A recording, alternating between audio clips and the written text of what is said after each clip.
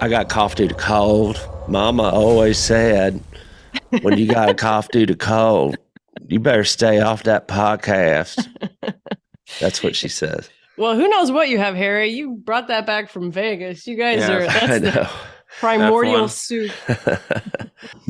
Oh my Lord. Oh my Lanta. Make them pop, Harry. Make them pop. You know, I met old Corn Pop down there behind the stadium. Who? Corn Pop. Corn Pop. Tell us about Corn Pop. You don't know about Corn Pop? That's what Biden told a story about Corn Pop. And everybody was like, what is he talking about? Like, who is Corn Pop? And why are we talking about something that happened 90,000 years ago? Corn Pop. I have not been able to get better. Hmm. I had a pretty bad wreck on my one wheel as well. When? When was it? What's today? Wednesday? Yeah. Well, yeah, it's Wednesday. I know it's Wednesday because it's the Wednesday warehouse. So we always record it on Wednesdays. It was on Monday. And showboating. Just straight up showboating. Because Wyatt, is learning these tricks and I can't let him get better. And so I have it on film so I can show you at some point so I took my camera and I was like, I'm going to show Wyatt that I'm going to learn these tricks. And one of them was a curb drop where you just go off a curb. I can hardly walk because I broke a kneecap or something. Did you text him? You need to text him. He was very proud of that. Yeah, I do need to text him. Yeah. All right.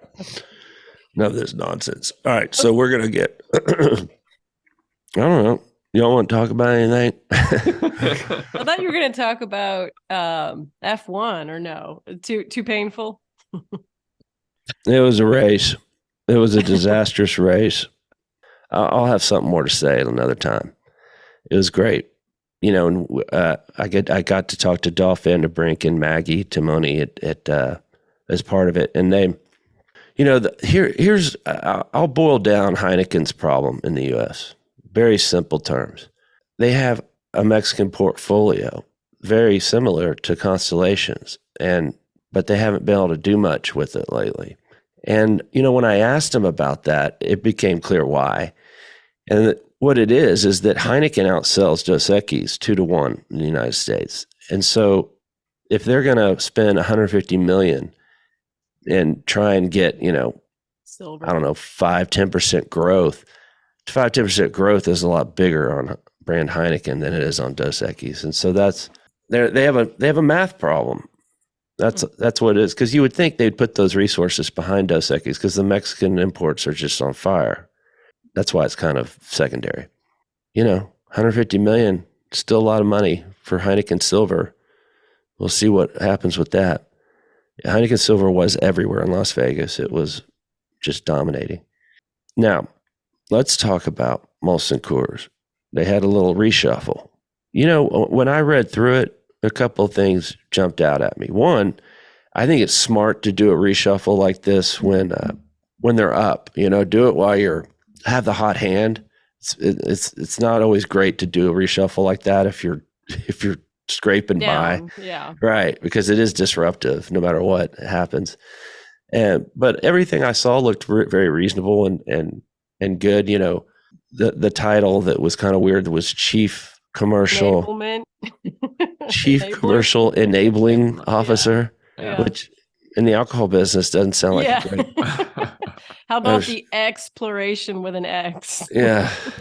So a couple little trendy things in there, but that's all right. It looked like they're moving resources away from that on-premise kindergarten that they had, which it probably run its course anyway. I mean, I think that was probably a good idea at the time, before COVID, when on-premise is so important to build brands, and it still is. But I think in a post-COVID world, you really have to have most of your resources and training in the off-premise.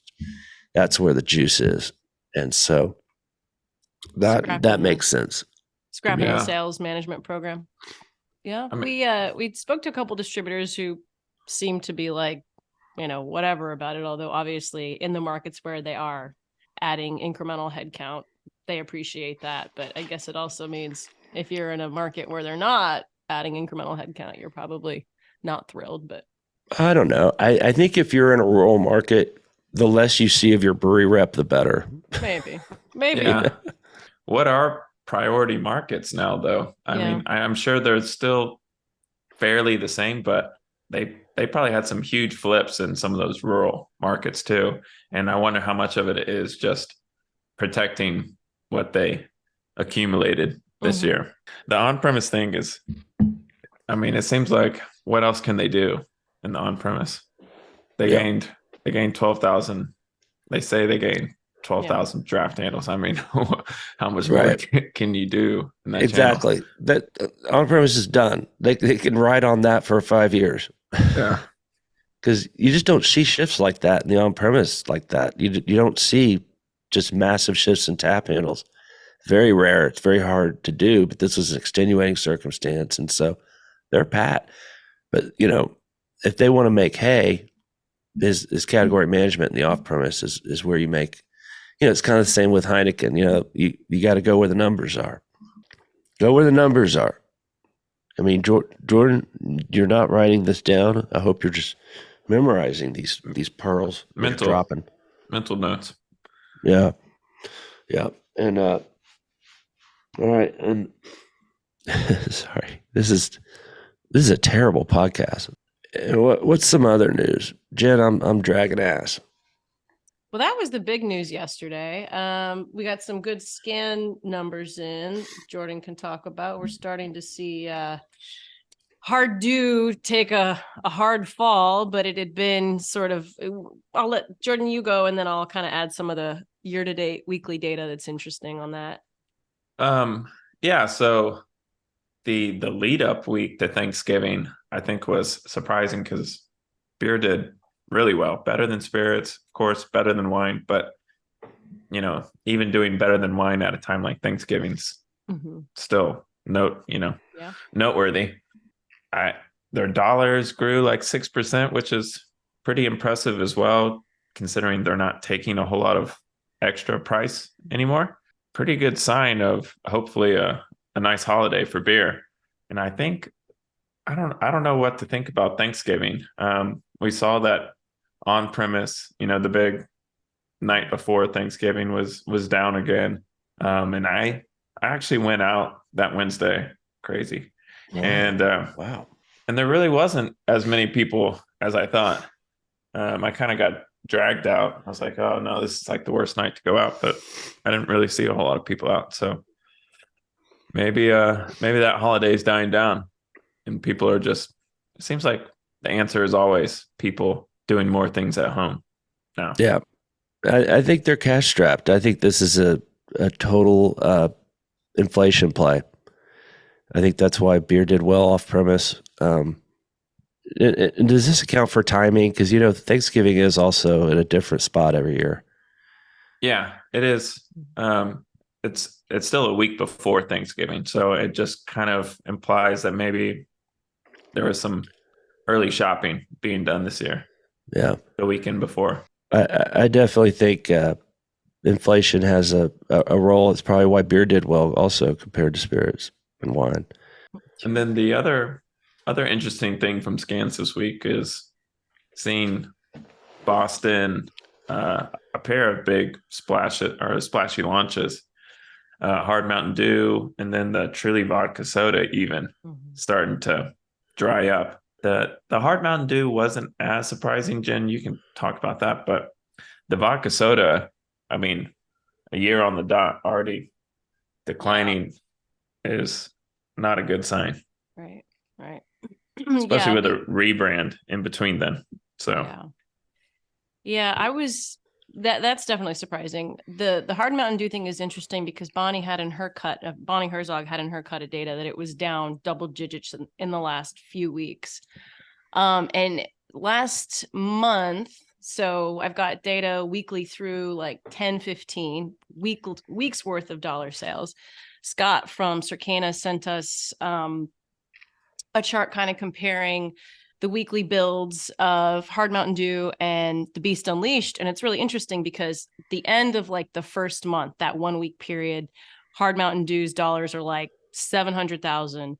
And Hard Mountain Dew. And then the Beast Unleashed did like 20,000, right? So Beast Unleashed was, just building, just getting there. Hard Mountain Dew had been there for a while. In like a month, Beast Unleashed is already outselling Hard Mountain Dew. And now it's like at almost 3 times the sales as of the week of 10/15. So a single week period. So obviously, like Hard Mountain Dew has had a lot of trouble building its category weighted distribution. They're not national, nowhere near national like they wanted to be. But you also have to look at those two very similar propositions and say, like, Hard Mountain Dew does not seem like it's working, right? Like, I'm sure it's a lot of incremental money that, is good, but maybe not so incremental when you're talking about, the resources it takes. And so it just kind of begs the question, like, what's going to happen with Blue Cloud, right? And then you wonder, would Boston distributors want that brand? I mean, I guess they would. I don't know, It's free. Yeah. You can't slow burn a flash in the pan. And I think that's what it was always kind of destined to be. And for them to just pulse it out there state by state so slowly, it's just, I don't know what equity is left in that brand. Yeah. This was all an experiment and a learning thing for Blue Cloud and Pepsi. And so, I don't think they would categorize it as a failure per se. But it does lead to what happens from here. Do they consolidate their losses, or do they go with the beer network, or do they just, it's not a big deal to them financially. So they might just keep on trucking like they are and just see how it goes.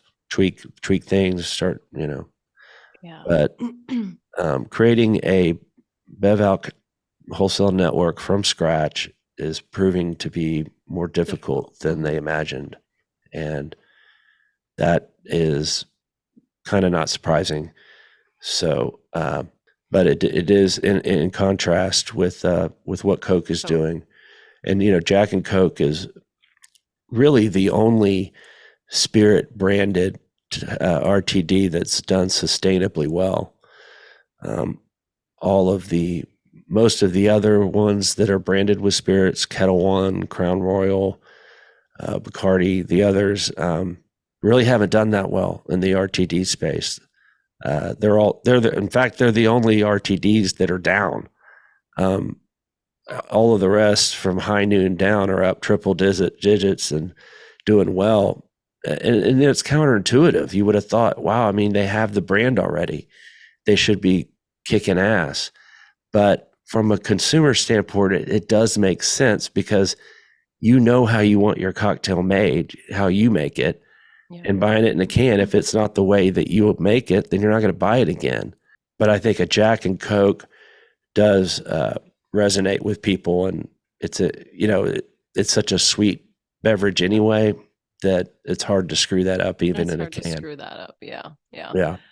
But going back to Pepsi, my question is, are they going to want to get in on, if they completely scrap Blue Cloud, are they then going to turn around and go, okay, well, we have these learnings, let's get in on the supplier side, especially, as Coke is, right? They're not going to let Coke do that and not give them some competition. I mean, all these companies are looking for growth, right? And apparently feel like they have some right to play in the BevAlc RTD space.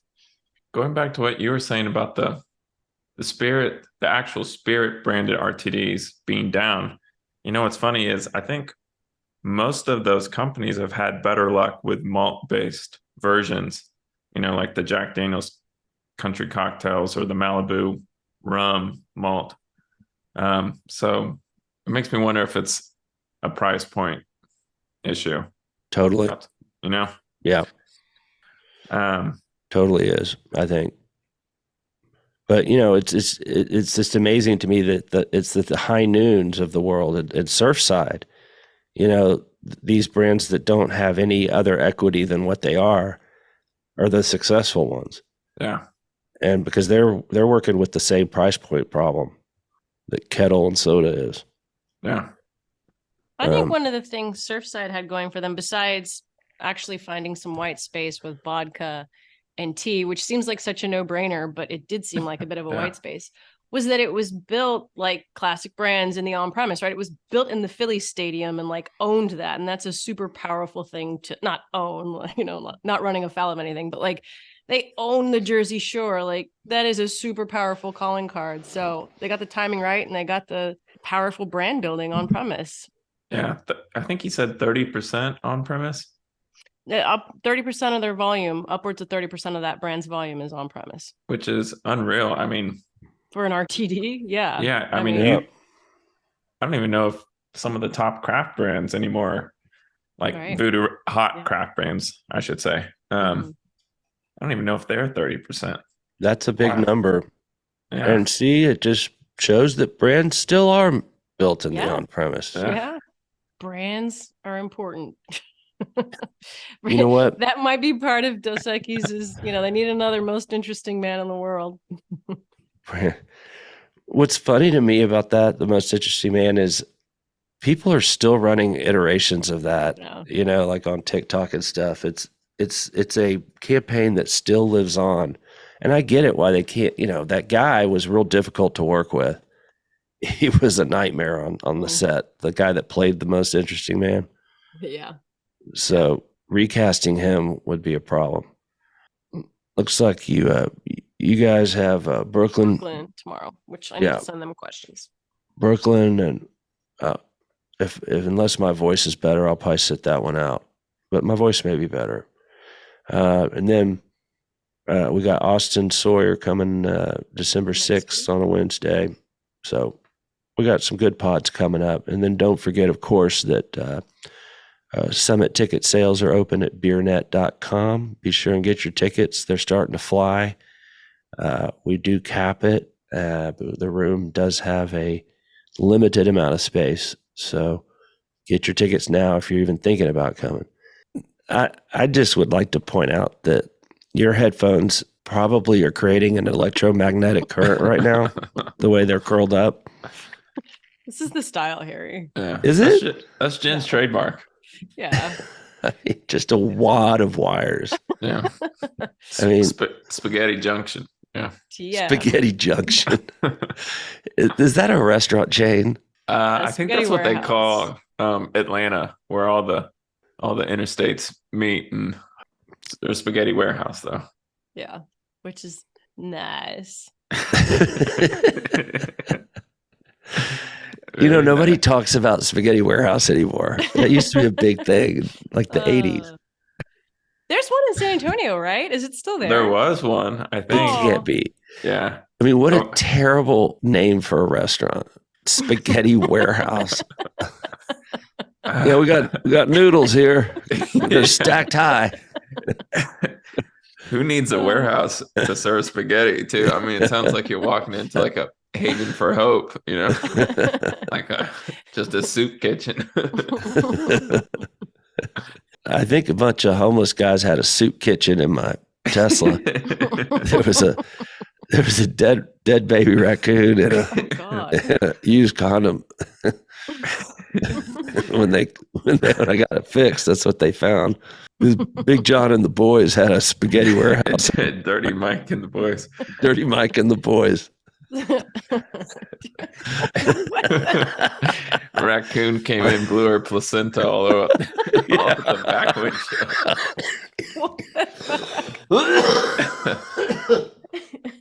Have you never seen that, Jeb? No.